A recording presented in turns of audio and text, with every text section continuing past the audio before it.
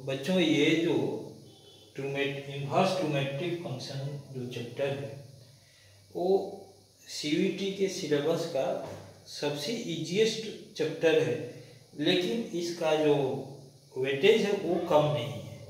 तो आप इस चैप्टर को अच्छे तरीके से प्रैक्टिस करेंगे कि इस चैप्टर का कोई भी क्वेश्चन आपसे छूटे नहीं। रही बात कि क्वेश्चन कौन से आएंगे, तो जो फंडामेंटल से जो डिफिनीशन बेस्ड क्वेश्चंस हैं वहाँ से क्वेश्चंस आए। मीन्स जो डोमेन रेंज है खासकर इसका प्रिंसिपल वैल्यूज हैं, और प्रिंसिपल वैल्यूज के साथ डायरेक्ट जो सम है और थोड़ा सा उसमें ट्रिग्नोमेट्रिक रेशियोज का एप्लीकेशन, जस्ट स्लाइटली प्रॉपर्टीज नहीं है। तो प्रॉपर्टी बेस्ड जो क्वेश्चंस हैं एटमोस्ट नहीं करने, छोटे छोटे बिट्स अगर पॉसिबल हो तो उनको करने में कोई बुराई नहीं है, आप उनको कर सकते हैं। तो अब देखिए, जैसे मान लीजिए कि मैं थोड़े बहुत क्वेश्चंस आपको देता हूं, तो देखिए ये सब सिंपल बेसिक लेवल के क्वेश्चंस हैं, और इस टाइप के क्वेश्चंस आप एक्सपेक्ट करेंगे कि सीयूईटी में ऐसे क्वेश्चंस आपसे पूछे जाएंगे। तो अब देखिए, sine inverse x plus sine inverse y plus sine inverse z equal to 3π/2 है। मैंने आपको ऐसे सोचना है कि साइन इनवर्स x जो है एंगल है, और इसका मैक्सिमम वैल्यू कितना होता है, π/2 होता है। तो मैक्सिमम इसका, मैक्सिमम इसका, मैक्सिमम इसका मीन्स π/2 प्लस π/2 प्लस π/2। जब मैक्सिमम वैल्यू ले रहे हैं वो कितना हो रहा है, 3π/2। जब मैक्सिमम वैल्यू इसका साइन इनवर्स x का, सपोज कीजिए कि साइन इनवर्स x का वैल्यू π/2 है, तो x साइन π/2 है, तो ये 1 मीन्स ये भी 1 है, ये भी 1 है, ये भी 1 है, तो टोटल वैल्यू कितना हो जाएगा, 3 हो जाएगा। तो यहाँ पर जो रिजल्ट आएगा वो 3 हो जाएगा। अब यहाँ पर देखिए, साइन इनवर्स x प्लस इसका maximum value, sine inverse angle है, maximum value π/2। Cos inverse y angle है, इसका मैक्सिमम वैल्यू π, 0 से π तक होता है। तो ये π और प्लस π/2 3π/2 हो रहा है। मीन्स इसकी वैल्यू 1 है और इसकी वैल्यू x की वैल्यू 1 है और y की वैल्यू -1 है। तो 1 और प्लस -1 की वैल्यू कितनी हो जानी चाहिए, 0 हो जानी चाहिए। अब साइन ऑफ साइन इनवर्स π/2, देखिए ये जो वैल्यू होता है, जैसे आप लिखते हो कि sign of sign inverse x, तो ये जो वैल्यू है वो साइन का जो वैल्यू मिलता है वो है। अब साइन का वैल्यू क्या मिलता है, -1 से लेकर के 1 के बीच में होता है, लेकिन यहाँ पर जो वैल्यू दिया हुआ है वो π/2 दिया हुआ है। मीन्स ये इस रेंज से बाहर है, बहुत ही इंपॉर्टेंट टाइप है। गलती से आप क्या करेंगे, इसको काट करके π/2 मार्क देंगे, और वहां पर जाकर के आपको जो मार्क्स मिलना चाहिए वो मार्क्स नहीं मिल पाएगा। तो ये ध्यान रखना है कि कभी कभी क्या होगा, इजी क्वेश्चन में भी इस तरह से लोग क्वेश्चन पूछेंगे जहां पर आप तेजी में मिस्टेक करेंगे, तो इसको ध्यान रखना है। देखिए कितने ये सिंपल टाइप के क्वेश्चंस हैं, और ऐसे क्वेश्चंस आपसे एक्सपेक्ट किए जाएंगे कि इस कैटेगरी के क्वेश्चंस आप बता पाए, और मेन बताना ही नहीं है, एक्यूरेटली और कम समय में बताना है। तो ये मेन इंपॉर्टेंट फैक्टर है कि आप जल्दी से जल्दी इसको बताइए। tan इनवर्स tan 11π/4 ऐसा दिया हुआ है। तो फर्स्ट ऑफ ऑल ये जो 11π/4 है ये -π/2 से π/2 के बीच में नहीं है। तो हम लोग क्या करेंगे कि पहले इसको सिंप्लीफाई करेंगे, ठीक है ना। ये जो वैल्यू है थीटा, थीटा की वैल्यू इसके बीच में होनी चाहिए। तो फर्स्ट ऑफ ऑल हम लोग क्या किए कि 11 इसको थोड़ा सिंप्लीफाई किया, tan inverse tan 2 pi minus pi by 4 ऐसे लिख दिए, और फिर इसका tan इनवर्स, अब ये क्या आ जाएगा 2 पाई माइनस मीन्स 4 क्वाड्रेंट 4, ये 3 पाई लिखने से चलेगा ना, 3 पाई, तो ये सेकंड क्वाड्रेंट में हो जाएगा, तो ये आपको आगे माइनस tan पाई बाई 4, और ये माइनस बाहर निकल जाने से tan inverse tan pi by 4, आप चाहें तो इनको कैंसिल कराइए या 1 लिख दीजिए यहाँ पे तो चलेगा।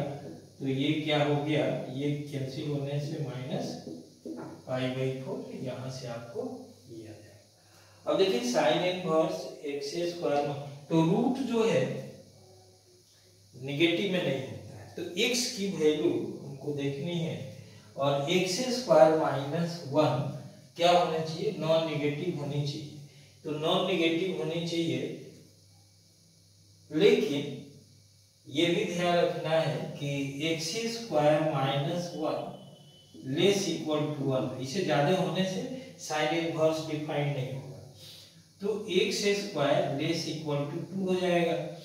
तो x square less equal to अगर 2 को यूज करते हैं तो ये माइनस रूट 2 और रूट 2 के बीच में आ रहा है। अब देखिए इसके बीच का कोई भी वैल्यू यहाँ पे सेटिस्फाई कर रहा है, अगर माइनस रूट 2 का भी स्क्वायर कीजिएगा, ठीक है ना, तो भी वो लेके अगर 0 रख देंगे तब क्या होगा, ध्यान दीजिएगा, 0 रख देने से ये क्या मिलेगा, अगर 0 हमने रख दिया, ठीक है ना, तो इसकी वैल्यू, अब एक और कंडीशन यूज कीजिए, एक कंडीशन तो ये हो गया, अब दूसरा कंडीशन क्या करना है कि एक्स स्क्वायर माइनस 1 ये ग्रेटर इक्वल टू 0 होनी चाहिए, मीन्स x की जो वैल्यू है वो क्या होनी चाहिए, या तो लेस इक्वल टू माइनस 1 होनी चाहिए, ठीक है ना, या x ग्रेटर इक्वल टू 1 होनी चाहिए। तो यहाँ पर जो भी ऑप्शंस दिए हुए हैं, अगर इसको भी साथ में अगर हम मिला लेते हैं, ध्यान दीजिएगा, माइनस रूट 2 और रूट 2, और ये जो वैल्यू है माइनस 1 से ग्रेटर इधर और माइनस 1 से लेस इधर, तो इसके बीच में जो कह रहा था, मीन्स हमको ये वैल्यू चाहिए, ये वैल्यू चाहिए, मीन्स जो ऑप्शंस दिए हुए हैं इसमें से कोई भी ऑप्शन करेक्ट नहीं है, तो कोई ऑप्शन करेक्ट नहीं है, तो हमें एक करेक्ट ऑप्शन एक तैयार करता हूँ। इधर मैं क्या करूँगा कि minus under root 2 minus 1 union 1 से अंडर रूट 2 ऐसे ले लेता। अब देखिए ये वैल्यू इधर रखने से ये सेटिस्फाई भी करेगा, अगर 1 पे या माइनस 1 पे 0 होगा और उससे लेस लेने से ये पॉजिटिव क्वांटिटी रहेगा, और उससे ग्रेटर 1 से ग्रेटर और इक्वल टू लेने से भी पॉजिटिव क्वांटिटी रहेगा, लेकिन अंडर 2 अगर लेंगे, ठीक है ना, तो वह वैल्यू 1 आएगा, या माइनस अंडर 2 लेंगे वो भी वैल्यू 1 आएगा। तो ये इसका सही आंसर होना चाहिए। बड़ा ही अच्छा क्वेश्चन यहाँ पे कंस्ट्रक्ट हो गया है, और इसको आप थोड़ा प्रैक्टिकली सॉल्व करके देखेंगे। एक कंडीशन क्या होना चाहिए, लेस इक्वल टू 1 का होना चाहिए, तो इधर से सॉल्व करेंगे तो ये मिलेगा। एक कंडीशन क्या होना चाहिए, x square minus 1 greater equal to 0 होनी चाहिए, तो ग्रेटर इक्वल टू जब 0 लेंगे तो उसके हिसाब से आपको जो x की वैल्यू है या तो माइनस 1 से लेस होगा या ऐसे। अब देखिए range of fx is equal to cos inverse under root X square, तो इसकी वैल्यू ओवरऑल रूट में है तो 0 से 1 के बीच में, तो जब 0 से 1 के बीच में रहेगा तो आप जानते हो कि cos की वैल्यू 0 से 1 के लिए ये पार्ट लेते हैं, तो ये 0 है, ये π/2 है, तो ओवरऑल जो वैल्यू आना चाहिए वो क्या आ जाएगा, 0 से लेकर के π/2 तक का आ जाना चाहिए। ठीक है, ओके। तो यहाँ पर देखिए ये स्ट्रेट फॉरवर्ड क्वेश्चन है, इसकी वैल्यू π/4 होती है। ठीक है, अब देखिए ये tan इनवर्स ये 1/2 प्लस 1/3 1 माइनस 1/2 इंटू 1/3 इसकी वैल्यू हो गई, और π/4 इसकी वैल्यू हो गई। ठीक है ना, तो अब आप इसको सॉल्व करके देखिए, ये है π/4 प्लस tan इनवर्स 1, ये 5/4 है 1, मीन्स π/4 प्लस π/4 कितना हो जाएगा, π/2 आ जाएगा। तो इधर से ये π/2 आ गया। अब आप इसको देखिए कि यहाँ पे कह रहे हैं कि x के कितने वैल्यूज के लिए ये इक्वेशन करेक्ट है। तो अगर ये और ये इक्वल हो तो ये π/2 होता है, तो x plus x is equal to क्या है, 1/x, मीन्स x स्क्वायर की वैल्यू 1 है, तो x की वैल्यू प्लस माइनस 1 है। तो यहाँ पर दो वैल्यू x के मिल रहे हैं, तो आंसर कितना हो जाना चाहिए, 2 हो जाना चाहिए। अब ये देखिए, ये है tan inverse 1 plus cos inverse minus 1/√2, इसको बोल सकते हैं sin इनवर्स माइनस 1/,